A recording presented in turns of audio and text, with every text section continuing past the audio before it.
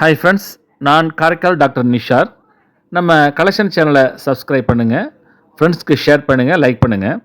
இன்றைக்கி நம்ம பார்க்குறது சிங்கப்பூர் நாட்டுடைய $10 கம்யூனிகேஷன் சேட்டலைட் நினைவாக இந்த கமெமரேட்டிவ் இஷ்யூ காயினை வந்து சிங்கப்பூர் நாடு வந்து வெளியாகிருக்காங்க. இது ஒரு வெள்ளி நாணயம். இதோட வெயிட் பார்த்தீங்கன்னாக்கா 32 gram, diameter 40.7 mm, thickness 2.90 mm. இது ஒரு அருமையான காயின். இது ஒரு வெள்ளி நாணயத்தில் வந்து 32 கிராம் எடை கொண்ட ஒரு வெள்ளி நாணயம்.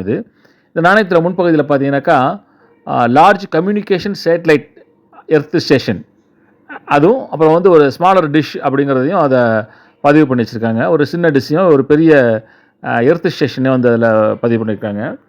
இந்த காயினுடைய அடுத்த பகுதியில் பார்த்தீங்கன்னாக்கா 4 மொழியில் வந்து சிங்கப்பூர் என்று பதிவு பண்ணியிருக்காங்க.